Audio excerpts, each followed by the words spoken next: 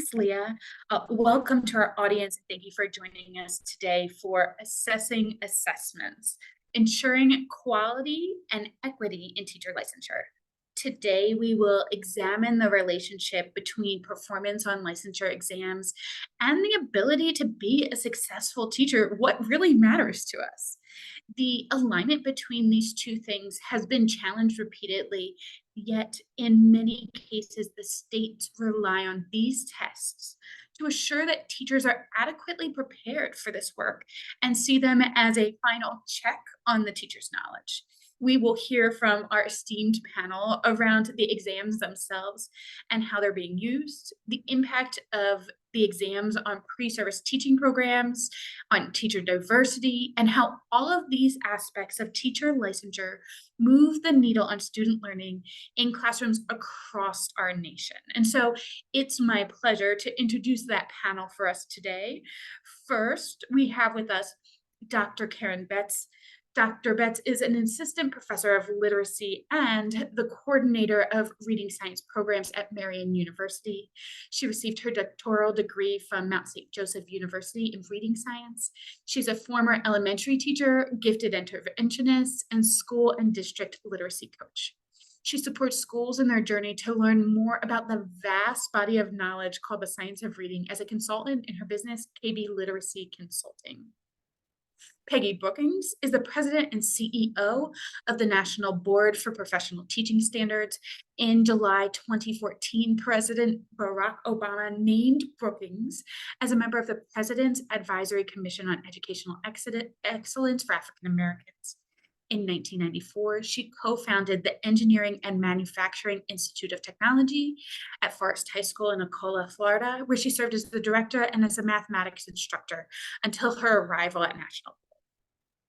Hannah Putnam is the National Council on Teacher Quality's Managing Director of Research, where she ensures that NCTQ's analysis is grounded in strong research and methodology. Hannah comes to NCTQ after conducting education research with Westat, and previously Hannah taught 7th and 9th grade English in New York as a Teach for America Corps member. Last but certainly not least is Dr. Casey Sullivan-Taylor. She is the policy director for early literacy for Excel in Ed, a former reading teacher, interventionist, literacy coach. Casey previously served as an early literacy consultant at the North Carolina Department of Public Instruction, where she worked to implement the Excellent Public Schools, North Carolina's comprehensive early literacy policy. Prior to this, she supported implementation of Mississippi's Literacy-Based Promotion Act as an assistant state literacy coordinator at the Mississippi Department of Education. And I say all that to say, we have a group of teachers in the room. They've been in the classroom, and many of them have moved into roles where they're informing some of this work. And so it's an exciting panel to hear from today. And so as I launch this conversation, I'm going to turn it first to Hannah. Hannah, in November, the National Council on Teacher Quality released a report and data that show many states' licensure tests don't signal whether elementary teachers understand reading instruction. Can you tell us more about this report and a little bit about why it's so important and how NCTQ measured the effectiveness of this exam? Absolutely. And thank you so much for having me today. So I think everybody on this webinar agrees every child deserves to learn how to read. And there are many steps that we need to take to make sure teachers are ready to help children. But one of the ways to ensure that all teachers who enter the classroom are prepared to provide strong reading instruction is by requiring stronger licensure tests. Districts and school leaders who are hiring new teachers count on licensure, and especially these licensure tests, to vet teachers' knowledge so that if they're hiring somebody, they can be confident that they actually understand the core principles of reading instruction, the science of reading. But what we found is that a lot of states' licensure tests for elementary teachers don't effectively measure their knowledge of how to teach reading, of the basic skills of the science of reading. We worked with a panel of experts to develop a set of criteria to evaluate these licensure tests, looking for evidence of the core components of reading instruction, and a number of kind of subcategories and sub-indicators within each of those.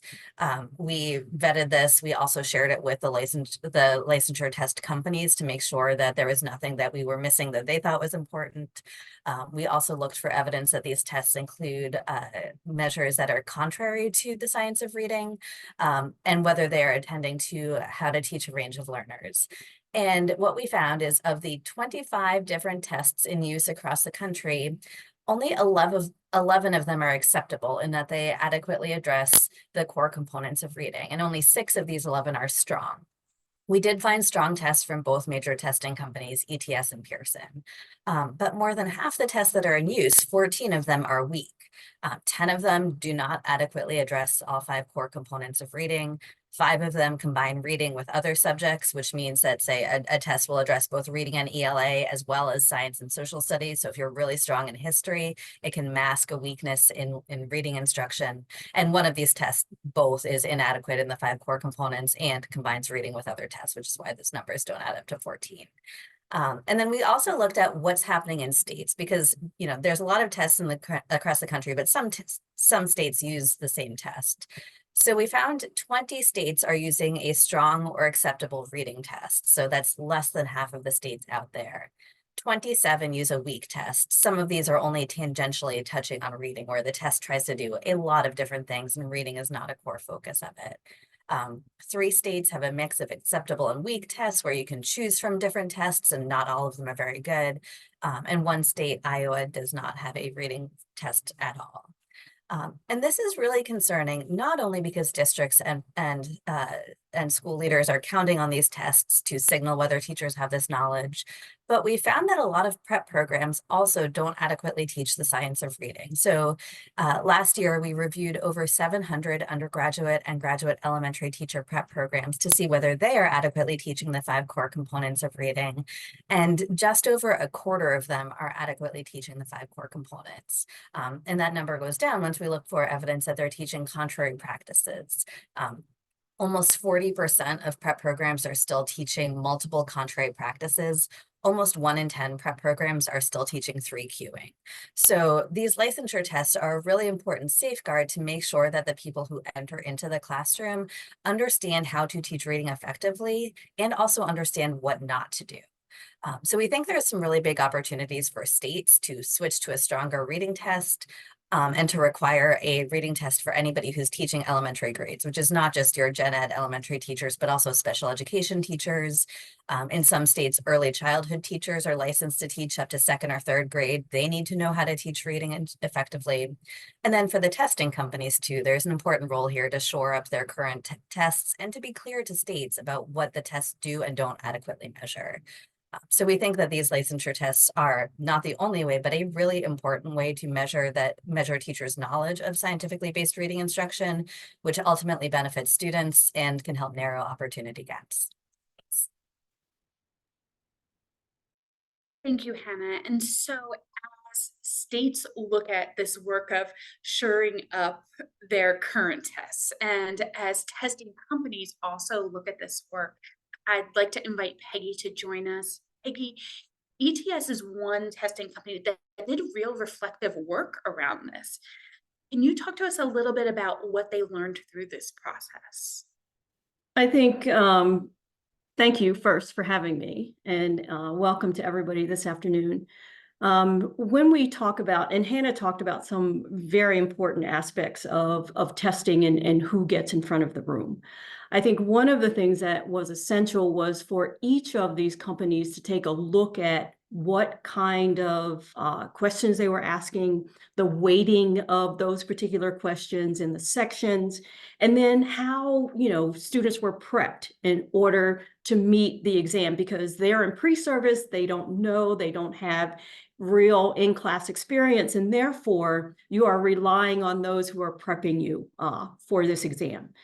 And what ETS did was take a reflective look at their practice and what they were doing. We met with them for about 4 days and broke down the test itself.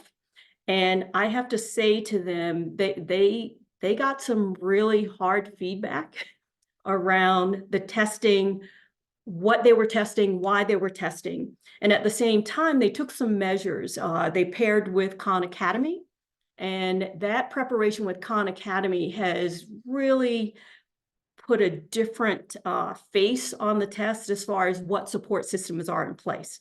And those support systems provide a practice test, a real test to take timed, because that is a factor as well. When you take a pre-test, it doesn't put you into a situation in which you are constantly going over what you already know. It is designed so that it weeds out what you know, and what you don't know is what you practice. And when you practice those, I like it because it even has a confidence button there to say, I've just made this answer choice. Well, how confident are you? Because you have to be confident sitting there taking that test.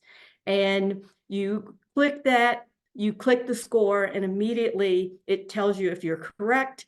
It gives you a list of things to think about, because we have to think about it's all in how you take a test as well. Those distractors that are there that make you pay attention to things that you think you really know, but you've read the question wrong, not that you don't know the material. So the other thing is to think about, how much material, how much prior knowledge, how much knowledge beyond your subject matter developmental level you need to know in order to be in the classroom, that we're confident that you have the content knowledge and the pedagogy that is necessary to be there. So they've made all those changes. They've paired with Khan Academy in order to make that happen.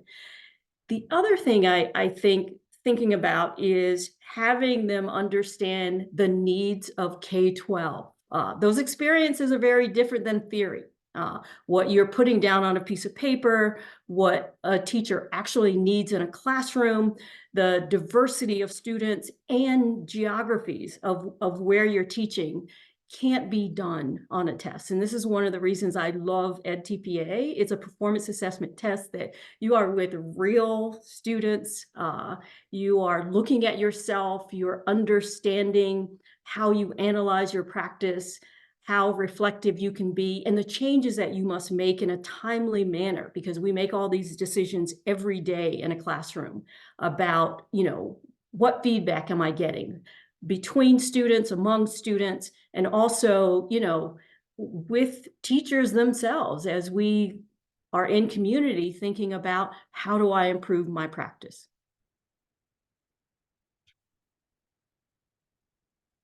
Thank you, Peggy. That's really helpful. We hear about ETS who got this really hard feedback and took the time to make change happen in their exam. But now I want to flip this question around to Casey.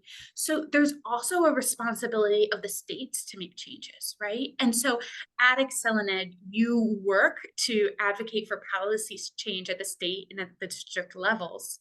And so what changes have you seen states make around teacher licensure policies and exams, and what challenges do they face in adopting these new policies, in addition to some of the things that Peggy already mentioned? Thank you for the question. I think that we see states take differing approaches across the nation. We see states that are focusing on adopting assessments that are aligned to the science of reading. Sometimes in the initial stages, we've seen states adopt assessments, as Hannah clearly demonstrated in her research, that aren't always fully aligned to what the reading science tells us. But then we've also seen states take corrective action on that and look at how to improve their assessments. And I think that report from NCTQ has more states looking at that more closely now. So it's very valuable research that helps drive change. We have a website at our organization called earlyliteracymatters.org. And over the last year, we did a lot of research in our previous iteration that was published in 22, early 23. That part of the website actually looked at, it conducted a 50-state scan that showed policy adoption across the nation. But what you see here in the slide that's being shown is the new iteration. We launched a 2.0 approach where we not only looked at policy, but also at state implementation. And so If you use the panel on the left-hand side of the screen, you can filter by our 18 fundamental principles of early literacy policy and that's really the 18 pieces that we believe are essential to achieving a comprehensive approach to early literacy. And 2 of those are educator preparation program alignment and educator preparation program assessment, which is the licensure assessment that Hannah and others have talked about today. And so with that, we know that there are challenges in adopting policy, but we see states be successful at it. And so we first have to look at the different approaches that they're using. I think that when they can approach it through a policy perspective, they build a foundation on which they are able to advance a systemic approach to change. Without that policy to lay a foundation, then you have state education agencies, perhaps state boards, but those who are in leadership giving guidance that might be encouraging. And sometimes you might even see higher institution accreditation boards that might advise. But without the policy, there's not as much of a compelling change requirement. But when we have a strong policy and they adopt a strong assessment and strive to align the coursework and the programs, then we can see real change happen within states. During my time working in Mississippi, we saw that happen. And of course, it's ongoing. It's not a situation where the state has arrived. There's constant efforts for change and that they work towards sustainability still. But we saw through our Literacy-Based Promotion Act that was adopted in 2013, we began aligning state literacy efforts with the reading science. And then in 2014-15, the Barksdale Reading Institute, who was a strong partner of the state of Mississippi, conducted a renewal of a study they had previously done where they looked at educator preparation program, early literacy coursework to determine where there were opportunities to better align and to ensure that it was aligned to the science. That led to a governor's task force that was in 2016, and that was also the year that they adopted in the state of Mississippi the Foundations of Reading Assessment. And so I would love to tell you that at that time that education programs across the state quickly adjusted their coursework and it prepared all teachers as fully aligned to the science of reading as we would like. But it did take time. It can take time to make changes at those institutional levels. And it was really when the state started to publish the results of the assessment related to institutional performance levels that we really saw a lot of the institutions gravitate more fully to wanting to know and have support in how could they align their coursework and ensure that their candidates would perform well on those assessments. And North Carolina is another example. They adopted an assessment, I believe, in 2014, first off, but it was in 2021 that they kind of did an overhaul to their Excellent Public Schools Act, and they looked at how could they better align work across the EPPs because it was just very different across the state. There was not a systemic approach. And so through the changes that happened in that update of the policy in 2021, there have been pretty substantial changes to their EPP program since then. And there's a much more closely aligned effort across the state to see that candidates are better prepared. Absolutely. And so as more states are looking at taking some kind of corrective action as a result of this report that Hannah and her team have developed, one of the things that comes out of it is it's not just the exam. Katina Gill said in chat to our panel that the problem may start with the university. And I think that leads us to where we're going is talking about these pre-service teaching programs. And so Peggy, I'll ask you first, along with the pressure of changing policies that Casey talked about a little bit, that build the foundation for systemic change, what does higher education need to be doing to equip teachers both for the exam part and to move the needle on student learning? I'll start with moving the needle on student learning. There has to be a greater collaboration with K-12.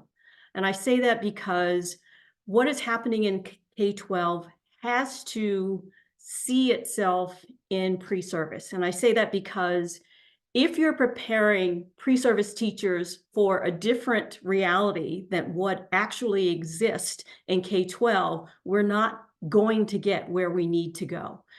You think about theory, and there's so much theory when we think about, it's different to show somebody an apple, but to have somebody bite into an apple and know what it tastes like, know what it smells like. And those two things are not coming together in the way that they should. I think when you think about residency programs, a longer time in different settings in classrooms is absolutely necessary.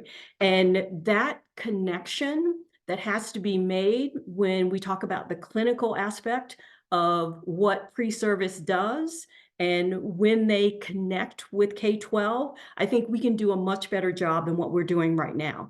And I think back, I listened to Dr. Cassandra Herring on a panel when she talked about her time at Hampton Institute and preparing them for the exit exam, whether it be Praxis, whether it be EdTPA or whatever, but she was talking about Praxis at the time. And she was saying, we know our students know the content. We know they understand pedagogy, but the disconnect was what was on the exam versus what was being taught, and that focus. And nobody took a deep dive into looking at the exam and looking at the curriculum and saying, these are a mismatch. And if they're a mismatch, we're getting what we call bad stats on pre-service teachers who actually know the content and taking a test that it has very different focus and on a very different set of, context as far as, what you should know and be able to do. So those two things need to come together in ways that we identify pre-service teachers, make sure they're ready for the exam that they are taking as an exit strategy, and then make sure that exam is worth taking at the same time.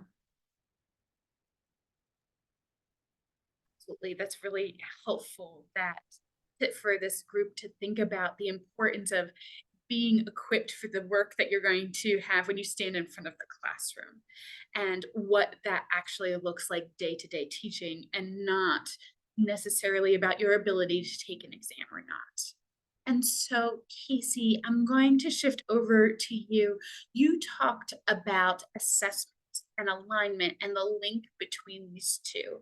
And so can you talk to us a little bit about how programs assure that pre-service teachers are equipped to be successful on those exams and equipped on their first day to teach reading effectively, that they actually have the skills that they need when they walk in the door of their classroom? Thanks, Hillary. I think that we have an opportunity to support higher ed institutions as well as states in the adoption of strong course materials. As Peggy talked about, it goes beyond the course materials that they're being taught as well. Those practice opportunities, the opportunities to engage with students and have those different environments is critical. I think also we have to look at ways that the state agency and state leadership can partner with EPPs to ensure that there's alignment across systems, so that we don't have people working in different directions or believing that they're working towards the same goal and purpose, but doing it in ways that could even make it harder to advance it more systemically. So I think when we think about states like Arkansas as an example, they adopted an assessment and they require K-6 candidates and elementary education candidates and special education candidates to take their assessment.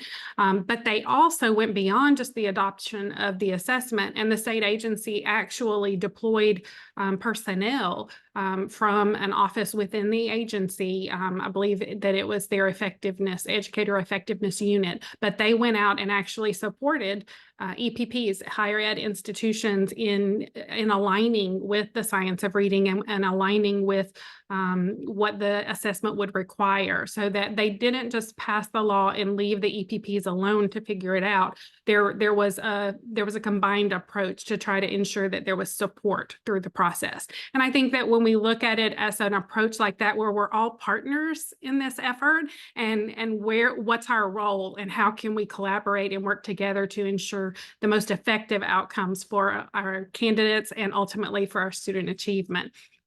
I think also there's an opportunity when we are looking at equipping them to be successful on the first day. It goes beyond just the assessment and the training that they receive. That's critical. But what about when they arrive in the classroom? What instructional materials do they receive to teach? And what if those instructional materials don't align with their high quality science-based reading instruction that they've been trained to deliver, but then they're given materials that encourage practices that we know undermine the development of students' reading. So it goes beyond just that piece to ensuring that there are state efforts to support districts in aligning their curriculum and making good choices. And that goes back to good policy too. It should all be part of a comprehensive approach to an early literacy policy. And without that, then you're leaving state education agencies to offer guidance. Perhaps they even give or lead a process by which curriculum is selected and adopted by the state, but the districts aren't required to adopt it. They still have choice. So when we approach it as a comprehensive pathway where we support all the different players within the roles and the institutions that are going to grow strong readers, we're going to have a better outcome and impact. Thank you, Casey. And so this alignment across institutions and across systems requires the efforts of higher education institutions, which someone on this panel described as a group that can be a hard nut to crack. I will not tell you who said that, but I would like to invite Dr. Karen Betts. Karen, at Marian University, you've done some of this alignment work in assuring that teachers are prepared to teach students to read when they enter the classroom. And so can you tell us a little bit about what prompted this change at Marian and what impact you've seen as a result of it? Yes, thank you so much for having me. I'm nodding my head behind the camera to everyone that has spoke already. We're in such alignment to what we're thinking. I was fortunate 6 years ago to leave the classroom after 22 years and come to the university level. And when I came in 2018, the work had started to begin in 2017 for us. We actually partnered with NCTQ. They helped us get on track with, at that time, 2 courses, ensuring that our texts were aligned. And then from there, other things started to fall into place. One being that we added a 3rd course, which was essential. Many of us, I know I did not in my pre-service or undergraduate time, take a course on written expression or writing. And so we included that along with language comprehension to kind of build out these 3 courses that our students take. And then when I began my doctoral work, I was introduced from Mount St. Joseph University a tool that they had begun called the Course Alignment Planning Tool. And for the past year, I've done my dissertation work on that, asking experts to support and help to make it a valid tool, and then also passing it along to university professors to use it with course syllabi to determine the reliability of that. And so that project, that first 2 phases of that project ended, and we'll continue that work to ensure that this is a really good tool for university professors to use. It is aligned with the knowledge and practice standards from the International Dyslexia Association. but it's a little bit meatier than that. Really goes into other things such as problem solving and multi-tiered systems of support, things that we need to be exposing our pre-service teachers to in undergrad and even in master's programs. So from that work that I did, I decided to take another hard look at those 3 courses. And as a result, using that tool and ensuring that we had really good alignment, we put our syllabi back in front of NCTQ and received an A+, which we were very excited about. But most importantly, NCTQ was able to give us some other feedback, some things that we needed to think more closely about, such as language variation and how we support multilingual learners. And I quickly realized that we probably need a 4th course to ensure that we were giving our students everything that we need. But in my research, I found that we also need to give our pre-service teachers really quality and supervised clinical experiences. So this year, I hired an amazing structured literacy support person, and both her and I go out into the schools with our students in course 1, 2, and 3, and we give them various opportunities to work in small groups with students, one-on-one, and then whole class, working with foundational skills, but also the language comprehension piece and the writing piece. And what we find is that when we're out there watching them every single week, we give them feedback on their plans before they go out, we give them feedback as they're teaching, we step in and model when need be. And then we have that time after to debrief and coach. We have seen a huge impact, and we've seen pre-service teachers that are feeling confident. And one other thing I would say is, kind of Casey talked about this, I'm giving them some curriculum that is being used that is aligned. Our state in Indiana has put out a list of recommended curriculum. And I talk to my students that no curriculum is perfect, and we need to look at them with critical eyes. And the only way we can do that is if we come with knowledge. And when we come with knowledge, we start to see some gaps, or maybe where we can make a direction or something a little bit more explicit. Where can we provide our students more practice opportunities? What does that practice look like?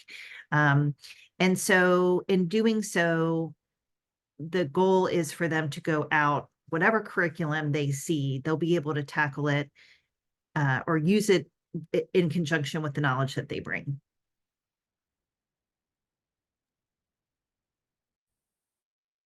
And I think the follow-up statement to that, and that helps qualify teachers to teach children to read. And so I want to think about those who are considering these pre-service education programs. And I have a question I want to open to each of you, but I'm going to start with you, Karen. What should young people be looking for in teacher preparation programs to assure that once they're completed, that they're equipped to, number 1, pass the test, and number 2, enter the classroom and be successful in their work? Yeah, my students have other friends that go to other universities, and they often come and tell me they don't know anything about what I'm talking about. And I think that's number 1, sad and alarming. But, I never think about, and this is in all honesty, I really never think about the licensure exam that they're going to take, because I know that what I'm teaching them is sound. My hope is always that the licensure exam is of quality that will demonstrate what they have been learning and not counterintuitive. And we have almost 100% first-time pass rate on our in Indiana for our licensure exam. So that makes me feel good. However, I do know that it's not a perfect assessment, but my goal is really to make them prepared, right? But one thing that I see is that we have students that are coming and they are they're coming for they're choosing universities for various reasons. You know, how much does the university cost? You know, is it a small university? Is it a big university? And oftentimes they're not thinking about the program. So I always say to anybody that I meet, dig into the program. So what I would say is, if you can at least get the course title and the course description, I think that you can tell a lot by those two things. They're probably not going to hand over their syllabus to you. If they did, that would be fabulous. But I also think you should check NCTQ, because it's a really good litmus test to see where they are in their journey to becoming aligned. And so those would be the things. And I would ask them, what's the background of the instructors that are teaching the courses? What kind of training do they have? What does their research look like? And so I think that's also another thing to consider. And I'm not sure how to get that word out to parents and prospective students, but I'm hoping that as states put this into the forefront, that people will be better consumers of the universities that they select.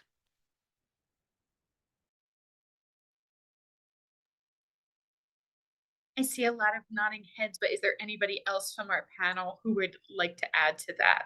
I would love to add to it. And Karen, I just want to say, here's another thing that you can add. When I started in engineering school, and I taught before I was board certified, because board certification didn't exist at the time.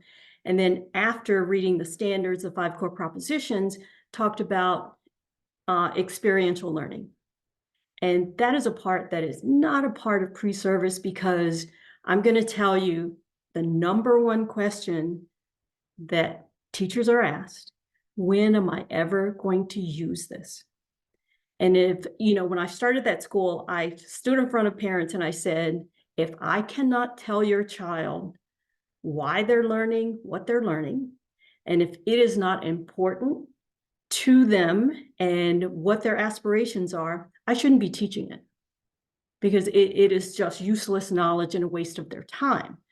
And therefore, it's about the way we approach the content and the experience they have in learning the content, because those are things they will never forget. They know how to use it.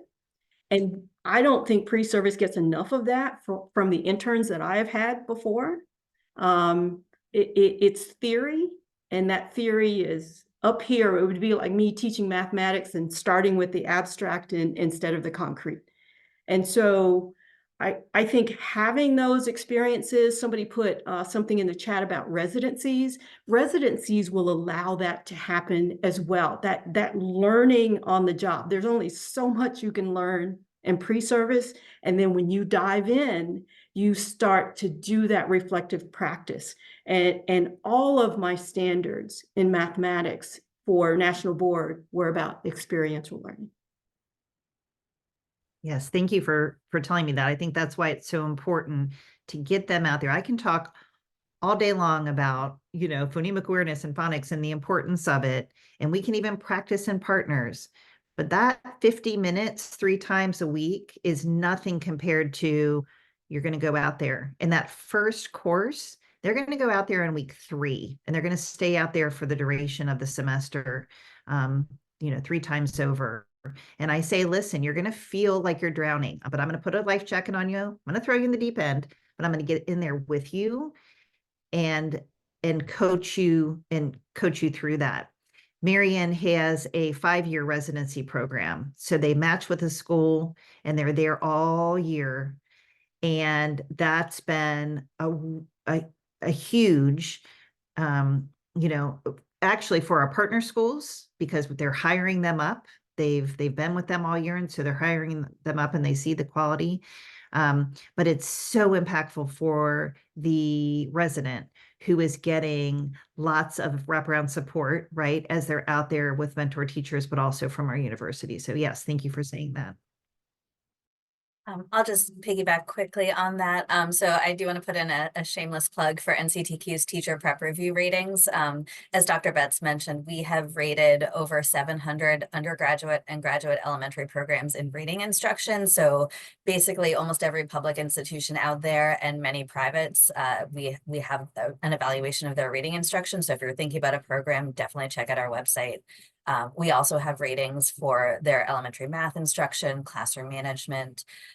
If the program has not shared materials and we don't have a rating for them, definitely, as Dr. Betts said, like see what courses they're offering. Ask them specifically about phonemic awareness and how they teach that, because that is one of the foundational components of reading, and it is the one that prep programs most often omit or provide too little attention to. So if you need a specific keyword to ask about, definitely ask about how they address phonemic awareness. And then I'm really excited to hear all the attention to clinical practice. Residency programs can be amazing, but traditional standard teacher prep programs can also provide a really strong student teaching experience. One of the questions to ask there is, what are your criteria for cooperating teachers that you pair student teachers with? There is research finding that if you are paired with a highly effective cooperating teacher, when you go into the classroom your first year, you are as effective as a second or third year teacher. Having a strong clinical practice experience basically jumps you over that really rough first year and makes you as effective as a second or third year teacher. That is huge, especially for your students, especially because we know that students of color and students living in poverty are most likely to get first year teachers. So I am really excited to hear all the discussion around clinical practice. And then also ask the prep programs, what is your pass rate for licensure tests? How do you support candidates who don't pass on that first attempt? How many of your candidates are hired into the classroom their first year coming out? What is the retention rate 3 years out, 5 years out?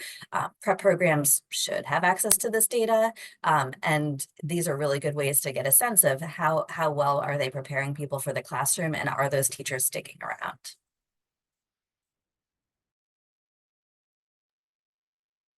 Shameless plug, choose a national board certified teacher as your mentor teacher, your clinical teacher, your partnering teacher, anybody that you can. We have some research, and the N is not very large, but that research about pairing a new teacher, first year teacher, with a board certified teacher as a mentor, the impact on student learning, they gained about 6 months of learning in 1 year. So there's a lot to pull from that.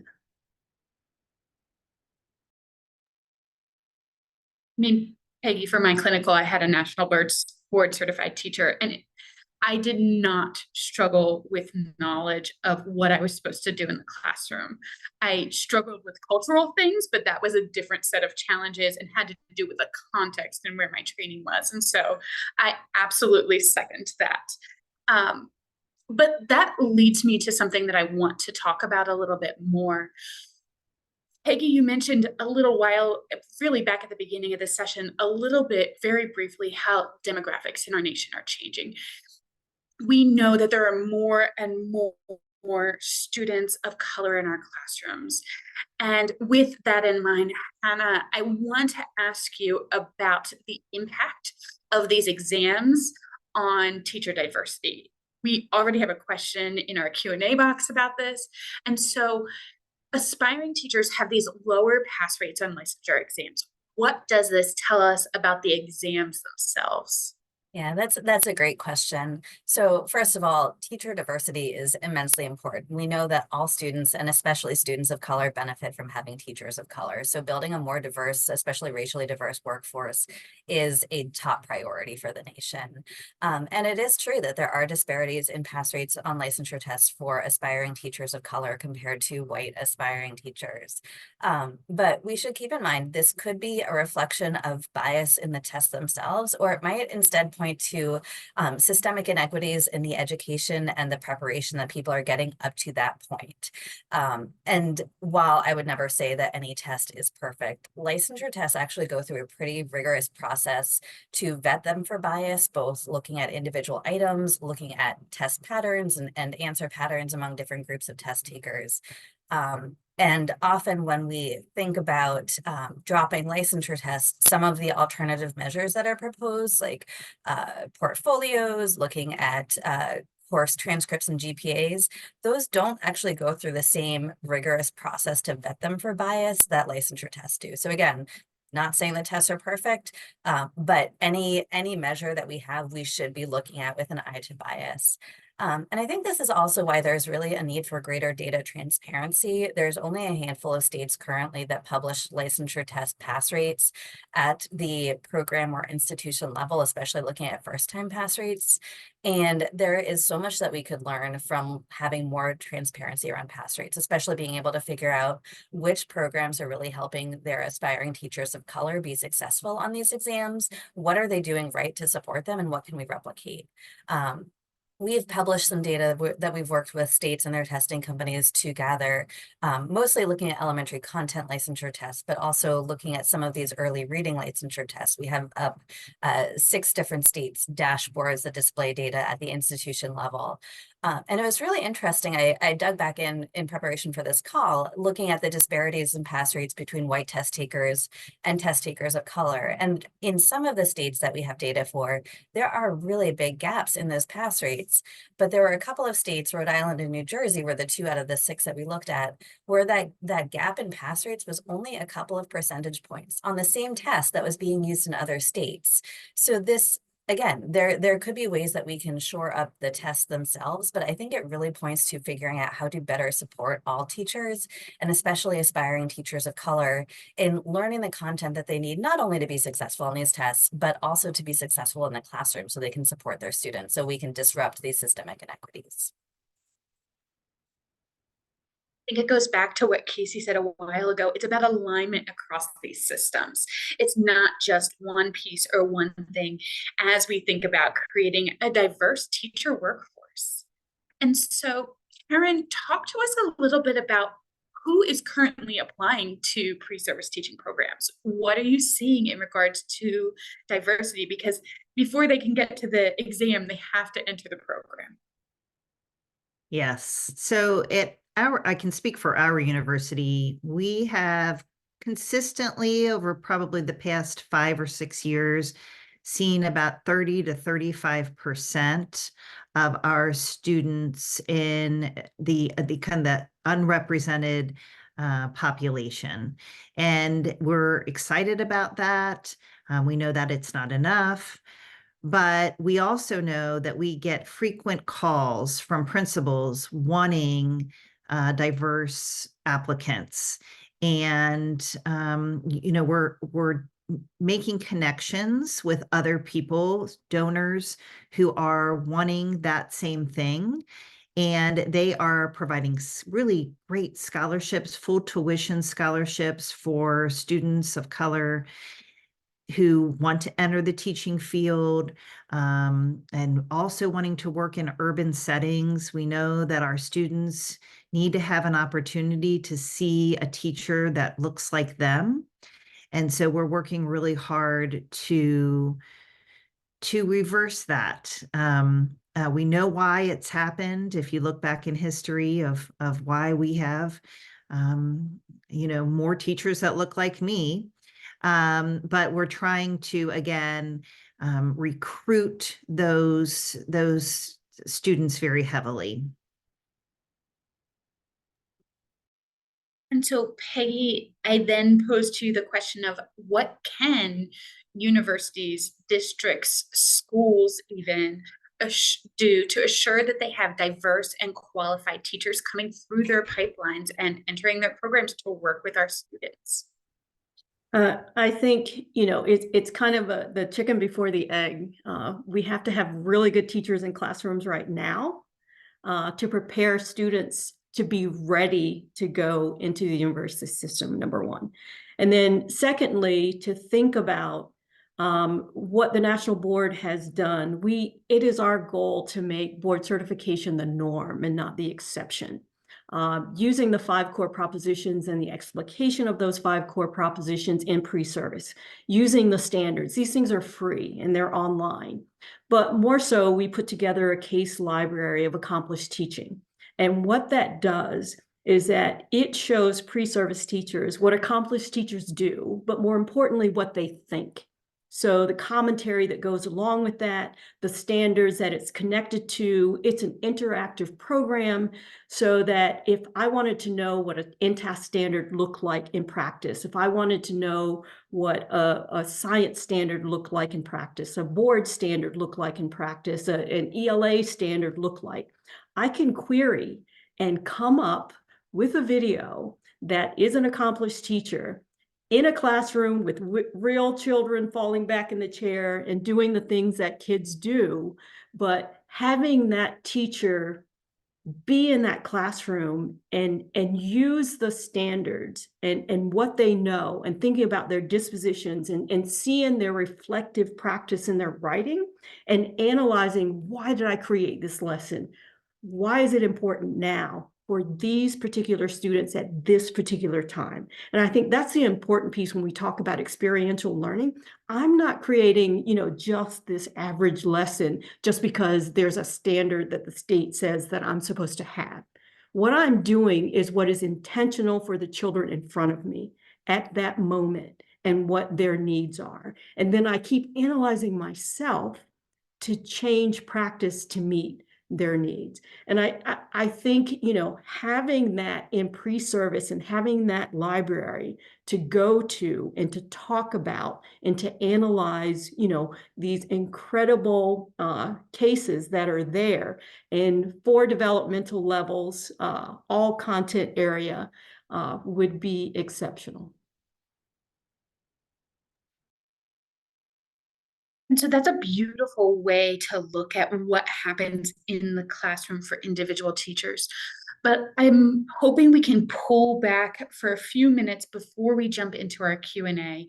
And Casey, as you think about everything that we've heard today, everything that's been shared, what should leaders be thinking about as they strive to move the needle forward on student learning? So we have to think about it from that broad approach where we're looking at systemic change. So we need a comprehensive approach, and that's much easier to achieve when we have a comprehensive policy.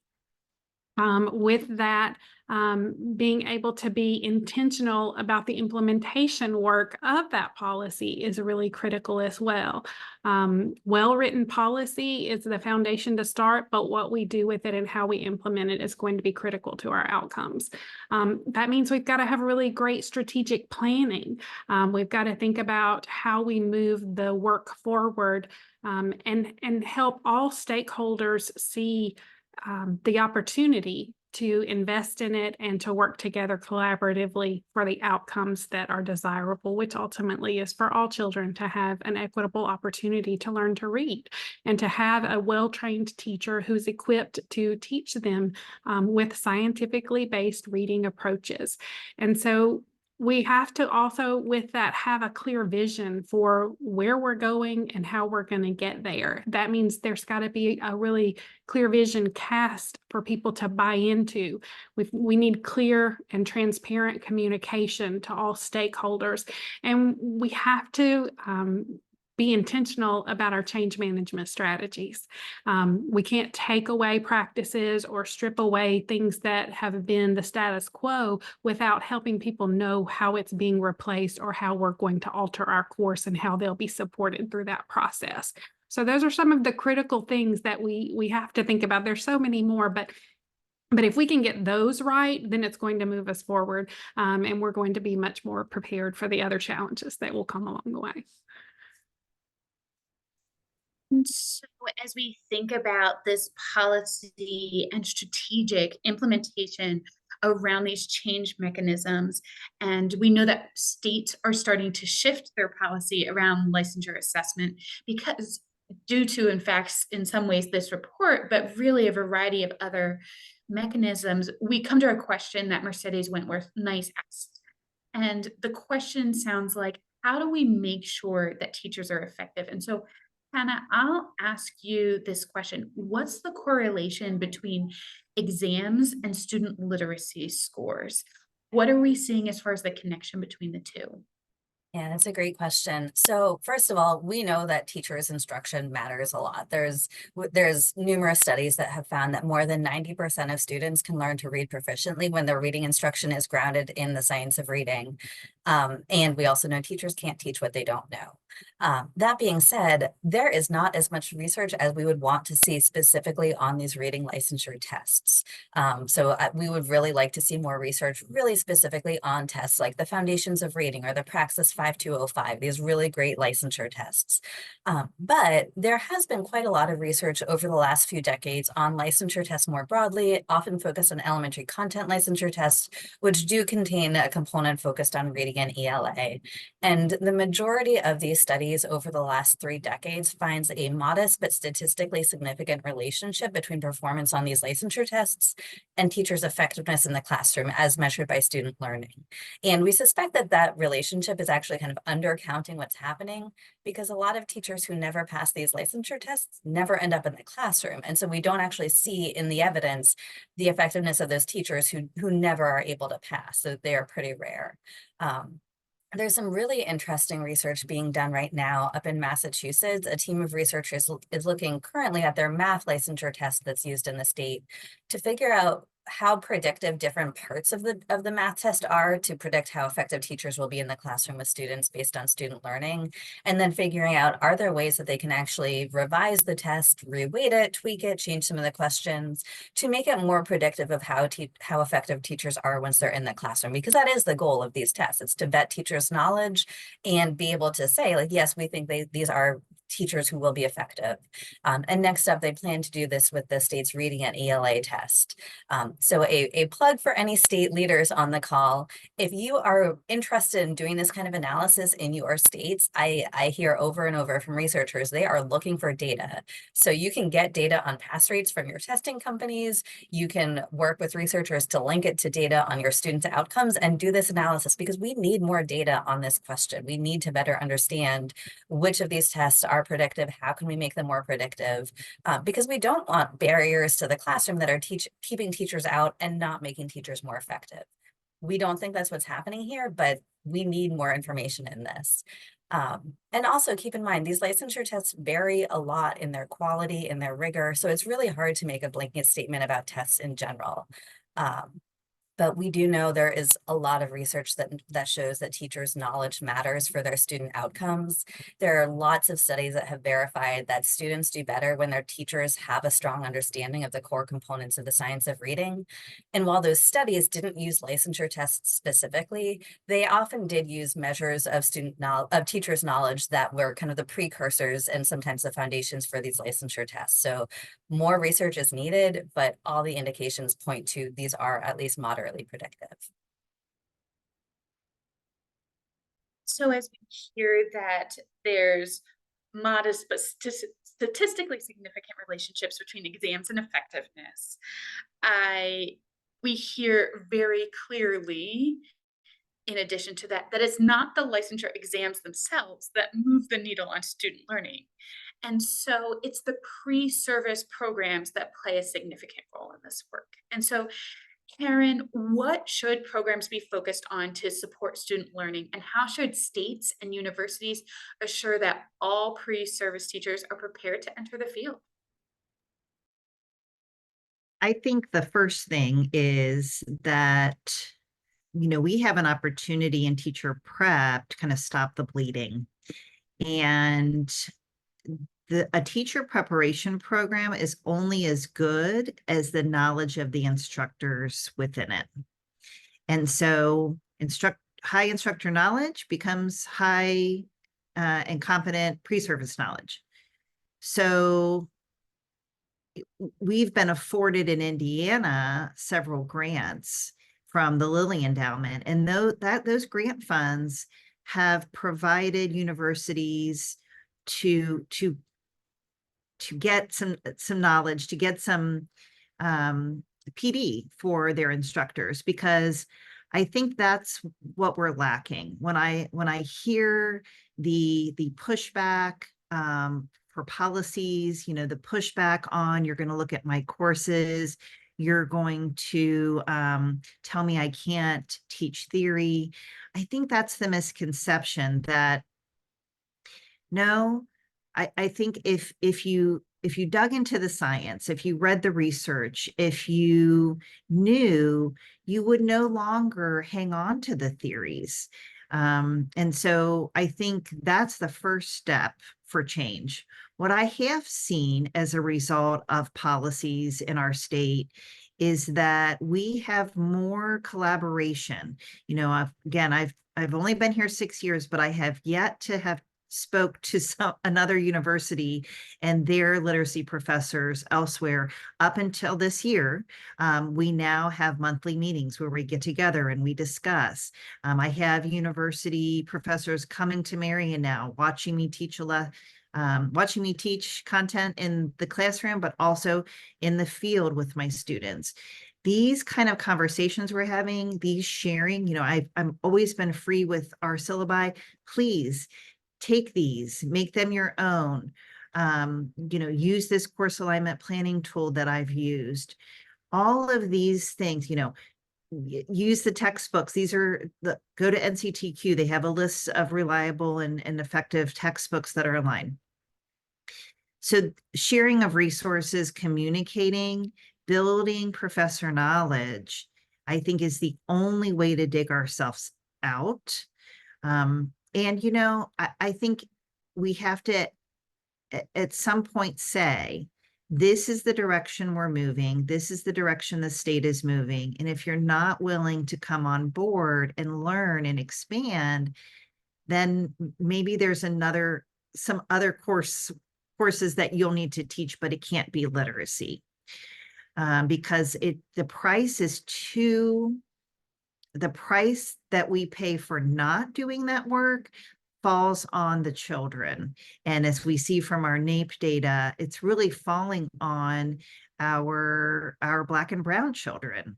And so we've got to get it right. And those are the changes that I see that need to occur. Karen, I'm so glad you brought that up, because about 20 years ago, when James Stigler wrote The Teaching Gap, and sitting down and having a conversation with him, the thing that I remember most that I took with me, and it sticks with me now, is people teach the way they were taught. And if we can get a better look in front of pre-service teachers and they mimic that, because we're humans and that's what we do, then that accelerates the learning before someone becomes that teacher of record. Yes, well said. Thank you. So, since every administrator in this country can't come and stand in your classroom, Karen, I ask Peggy the question of, so what should school K-12 administrators be looking for when they're at the place where they're striving to hire and retain diverse and qualified teachers? How do they make sure that they get them? Is that for me or for Karen? It's for you, Peggy, if you want to, or I can pass it to Karen, either way. So one of the things that you think about is the environment that you're coming into. And I'm just going to go back to I'm going to age myself, 77, when I started teaching, and thinking about, where am I going? What is this geography? What is the culture of this particular school that I'm coming into? How are my colleagues going to look at me? And I came into a school with a faculty of 127, and I was one of 5 people of color. That, depending on where you are, is not a comfortable situation. And if somebody wanted to make it even more uncomfortable, they had the opportunity and did. So I think about the leader of a school and how the culture is determined by that particular leader. And Karen, you said this before, if this is not for you, as my first year principal said, if you don't love children, you've got to go. So how do we think about loving our colleagues as well, because of the job that we're doing and coming into an atmosphere where we're not in competition, we're in collaboration. And to think about how would I treat my colleague next door? How would I help them, especially if they're new to the geography, they're new to the school, they're new to teaching. And the idea, when I first certified in board certification, my 6th portfolio was all about that. How am I in collaboration with my colleagues and my community in support of student improvement? So those are things that I think about all the time, and think about how do we get to that point of that sense of belonging when you walk into a space, because you know when it's not there. And if you can, as a leader, and this is a lot has to do with the leader and that culture, if you are saying this is who we are and this is what we do, then you're going to welcome individuals who look different than you into that space and support them.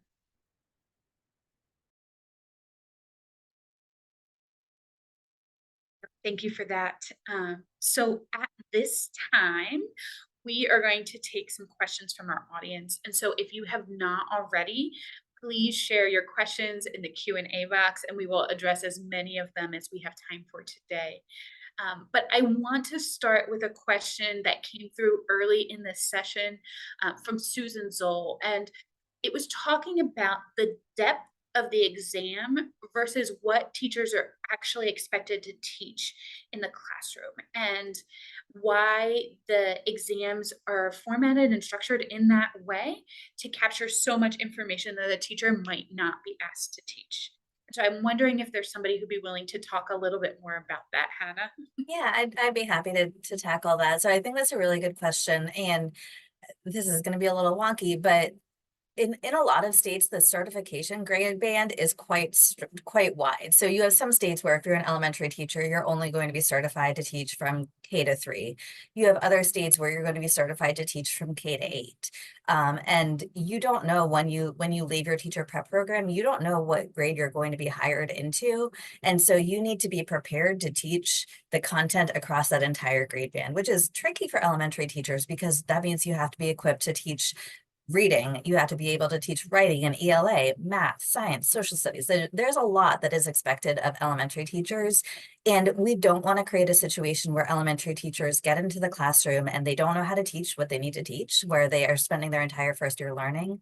We don't want to create a situation where they are trying to learn on the job, because just being a teacher is exhausting and hard and challenging without having to learn the core content that you should have come in knowing, because your prep program should have prepared you with that core content. And so when states choose licensure tests, and to be clear, states decide what licensure tests they want to use. Like I said, for reading, 25 different tests on the market. They should be choosing one that is aligned with what their elementary teachers need to know, with what they want their teachers to be able to do on day one.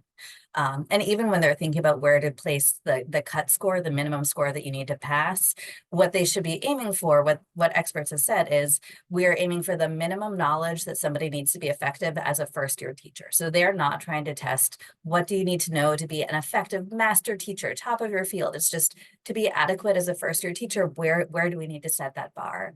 And there is a lot that you need to know to be effective as a first year teacher. And so that is why those tests are so comprehensive. It's trying to capture the breadth of what you need to be effective day one for anything that you will be certified to teach.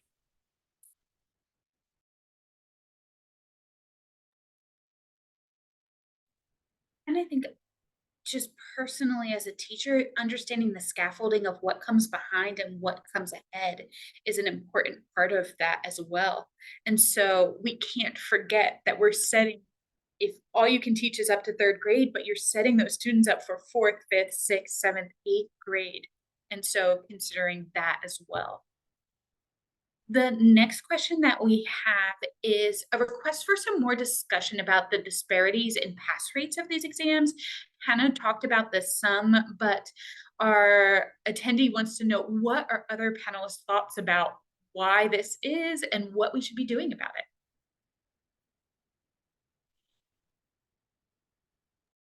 I'm going to just quickly say, and I think the researchers can handle the rest of this, is that support makes a difference.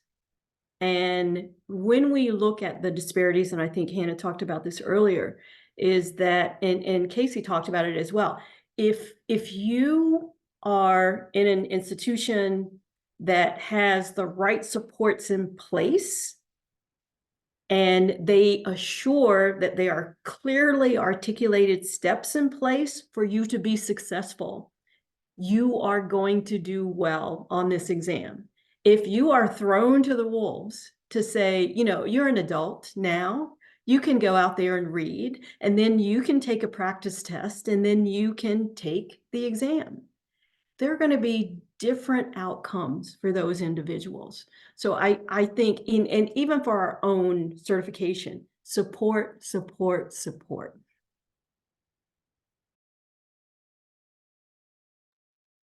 I would add to that, you know, some of my students will say, well, I have to study and I bought this and I'm going through this program to study. The studying happened within the courses. So if your courses are aligned to whatever standards they need to be aligned to, then you've done the work. It shouldn't be, well, now I have to study this material because we've dug in, we've practiced, we've done all of this. I think sometimes the assessment piece within a course, particularly in education courses, lacks the rigor needed. I think they'll get to my course and say, midterm and final and quizzes every week. And I said, yeah, there's a lot of content to understand. Well, we don't do that in my other education courses. Well, we should be, it's the content and the pedagogy. And so you have to know both. And so, yeah, maybe pedagogy isn't, but I think the rigor of the assessments needs to be looked at. And when we do that, then they're prepared once they get to the assessment. I think there's policy solutions that can also help support aspiring teachers of color and really all aspiring teachers in being successful on these tests. We know that, everybody has to take these tests at least once in most states, but a lot of people don't pass on their first time and take it a second time. And there are some really interesting state policies, like Utah passed legislation saying that prep programs have to support their test takers through at least the third attempt. So if somebody is struggling to pass the reading licensure test, the prep program is legally required to provide them with additional support, tutoring, whatever they need up until that third attempt. There's also quite a few states that are paying for people to take either their first attempt or their second attempt, or in some cases they are offering vouchers. Prep programs are folding costs of testing fees into students' tuition and fees so that financial aid can cover it. So there's creative ways to both compel or encourage prep programs to support candidates, and also to help make this more financially feasible so that if somebody needs a second attempt, it is not a burden on the candidate to take it a second time, because these costs do add up. And I would add to that, Hannah, how to take the test. I remember helping my students with the SAT, and I taught AP Stat, and thinking about, here's a way to narrow it down to 2 choices because those distractors are there for a reason. Yeah, I think some programs are getting very savvy about using the data from, like, their testing companies give these prep programs access to data management systems where they can dig in, see how their candidates are doing. They're using it to figure out, okay, is it the testing questions? We need to do more test prep around multiple choice questions. Is it writing? They're sending their candidates to the university's writing center for additional support with writing. Is it math? They're requiring additional tutoring or additional courses to support with math. So they're using the data from these tests to to help figure out how to better support candidates. So they're not just kind of like, leaving them to the wolves. They're saying like, let's give you the support you need to learn the content that you need to be effective, not just on these tests, but also in the classroom.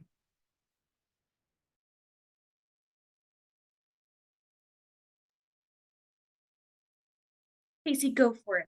You have something you want to add, I can tell.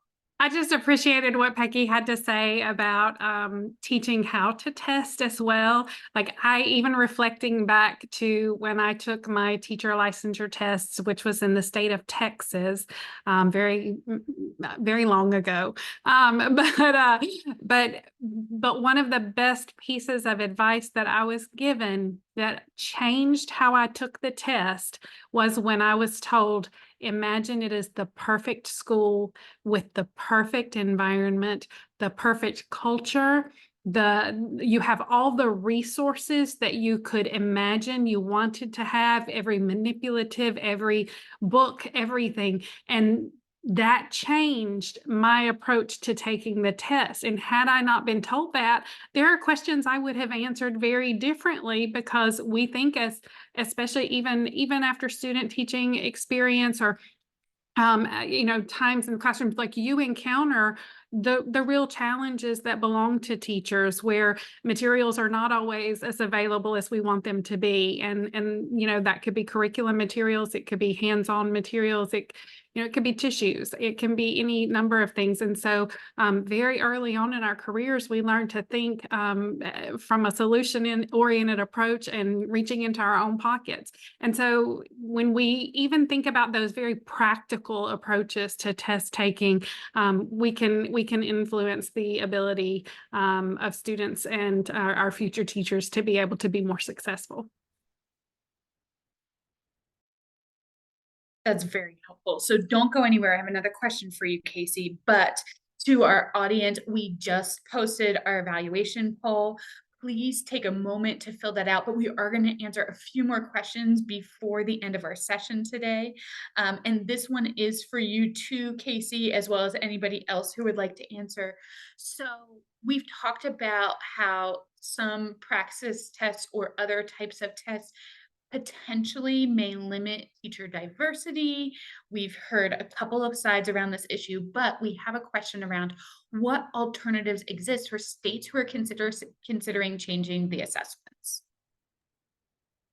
I would suggest that you research the assessments. One of the things that I did when I was at one of the state departments that I worked in was we were looking at whether or not we had selected the best teacher licensure assessment and how it was aligned to the science of reading. And so we sought out the vendors, the two different vendors that we were looking at, the one we had and the one that we were hearing about and reading about. And we actually did an analysis to compare what they tested. And in the end, we determined that we were utilizing the better tool.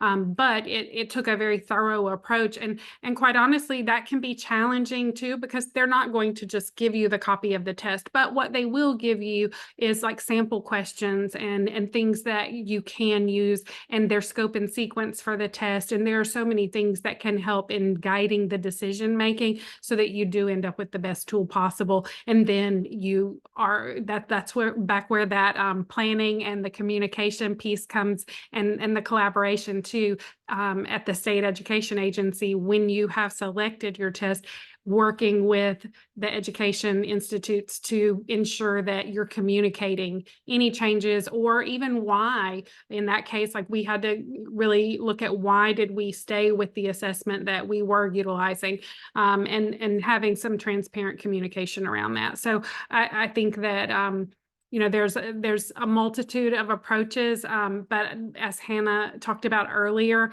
other approaches to allowing candidates to demonstrate their knowledge are just not as reliable. They're not as valid. And so if we try to shift away from that assessment, then a lot of times we can lose those proven valid and reliability parameters that we want to be sure that our approach has. And so we don't want to shift to something that becomes so unreliable that that we can't really use it for meaningful purposes.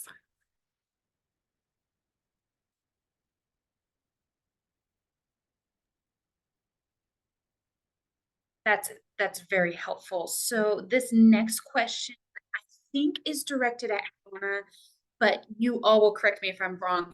Hannah, did the research mention control for differences among student demographics since student performance data was used to determine teacher effectiveness? I think that you were the one who was talking about that research, and then what indicators were used to determine teacher effectiveness based on student performance. If you can give us those pieces off the top of your head. I know that's a lot to ask it without a little bit of warning. No, I love digging into the research. So I appreciate the question. So most of the studies that looked at the relationship between teacher licensure tests and teacher effectiveness, they don't really get into differences by student demographics, which is unfortunate. Especially since you might imagine like some groups of teachers are going to be more effective with different groups of students. What happens with like English language learners? Those are really important questions. Most of the measures that they're using for outcome measures are value added or measures of student growth in some way. There was a recent study in Massachusetts looking at the MTEL tests, and that was a bit more expansive. One thing that was interesting about that study is they're looking at the relationship between, again, teacher performance on the licensure tests and their effectiveness in the classroom. They looked at both teachers' value added scores and measures of student learning attributed to teachers, and then also teachers' evaluation ratings, which consider observations and other measures. So it's a more holistic measure. And I don't believe that they looked at differences by student demographics, but I'd have to double check on that. But they did look at differences by teacher race, and they actually found that the licensure tests were even more predictive for Black teachers than they were for white teachers. So kind of an unpacking of who are these licensure tests predictive for. Again, there's a lot more work being done in Massachusetts to dig into their licensure tests more. There's just kind of a first pass, but this was an assessment, a research study that looked at multiple measures and did find that the results were even more predictive for teachers of color.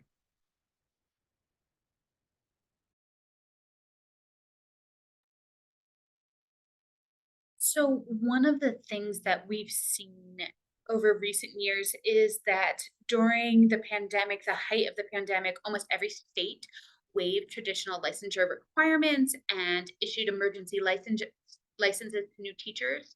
And although in many states these waivers have expired, some states have continued policies or instituted more long-term policies that waive or delay or alter the licensure tests, adjust scores, etc. And so what perspectives does this panel have around emergency licensure, and what effects have you seen these policies have on schools and most importantly on students?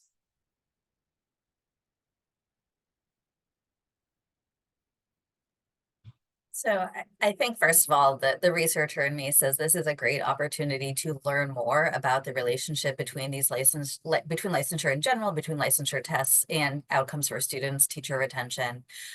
There is some kind of preliminary results coming out. Texas is one of the states that had waived licensure test requirements for teachers temporarily who are coming from alt-cert programs, and they ended up reinstating the policy, reinstating the licensure test after a year because they were not pleased with the outcomes. They didn't have, when I last spoke with Texas, they did not have student outcome data, but the principal evaluation ratings were slightly lower. The teachers' retention, like some of the outcomes that they were looking at with preliminary data were not favorable, so they reinstituted the policy. There have been studies out of New Jersey and Massachusetts looking at emergency licensure. In one of those states, I believe it was New Jersey, teachers still had gone through teacher preparation. They just hadn't had to pass a licensure test and they were allowed to go into the classroom. In Massachusetts, many people had been on the pipeline to become teachers, but they didn't have to have any preparation. They only had to have a bachelor's degree and they could become teachers with an emergency license. The preliminary results for both of these studies found that roughly teachers were comparable, whether they were coming from a traditional route or had this emergency license, but the sample sizes were so small that the researchers really were not comfortable kind of saying, oh, this shows that licensure doesn't matter. It was more, our samples are so small that it's not surprising our confidence intervals are huge. It's not surprising we're not finding statistically significant results. And there may be something different about these early cohorts of teachers coming in with emergency licenses. In fact, the first study out of Massachusetts found that a lot of the people who earned these emergency licenses had already been working as paraprofessionals, or they'd already been spending a lot of time in the classroom. They'd already been in a teacher prep program.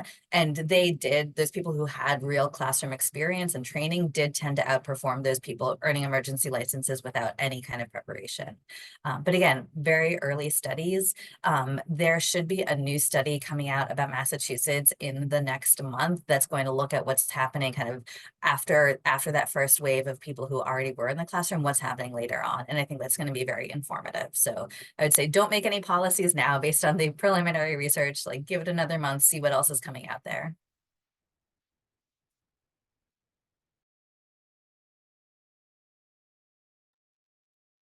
I don't know if anyone else from our panel has anything to add to that, but I'd even expand that question to consider teacher licensure exams for teachers who are coming to their field through alternative routes.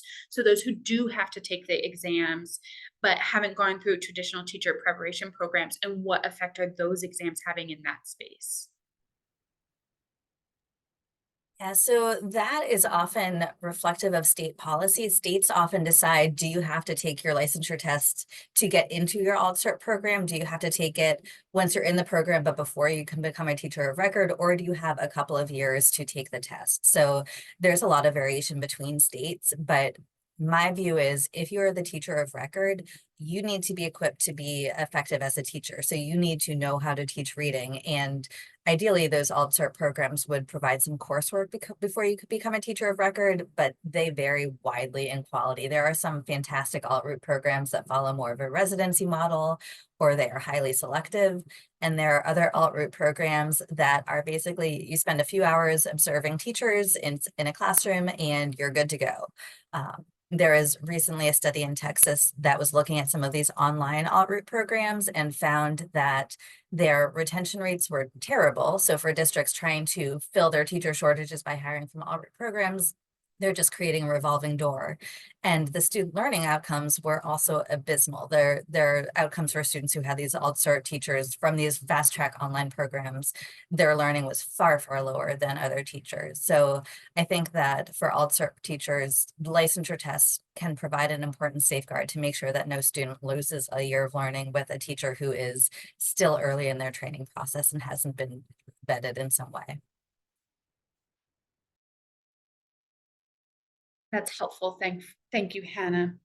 And so as we wrap up this conversation today, I just want us to be in the place where we recognize that the key to all of this is exactly what Hannah said at the beginning.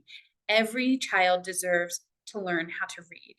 And with this information that we have around these testing exams, and as more states are looking at taking corrective action around what they're assessing, it's not just about the exams themselves. It's what Casey said about alignment across systems and a comprehensive approach to licensure. It's about preparing teachers, as Peggy said, for this different reality of what it looks like when they actually walk in the door of the classroom, and doing the work to create that diverse teacher workforce.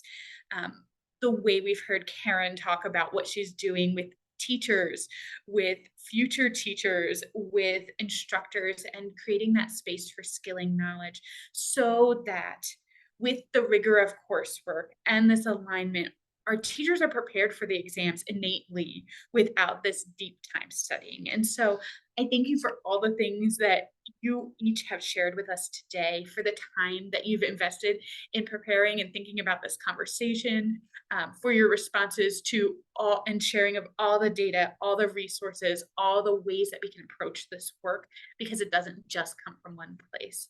And so thank you to our panel and to our audience.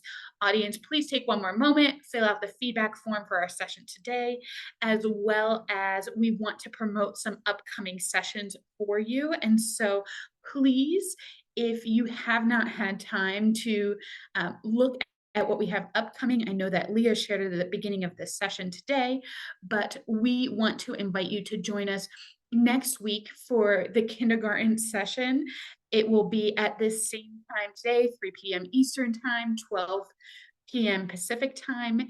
And then the following week of April 9th, we will have a community of practice salon at 12:30 Eastern time. Please join us for that conversation as you are able. And then in the afternoon, we'll talk about the education recovery scorecard and the results, as well as implications. I apologize for that work. And then on April 16th, again, we have a funder to funder conversation. In the morning and in the afternoon, we have a Big Bets working session. Please register and join us for those conversations. Thank you all for your time here today. And I want to say one more thank you to our panel, to Hannah, Peggy, Casey, Karen, in the order that you are on my. Thank you for our time today.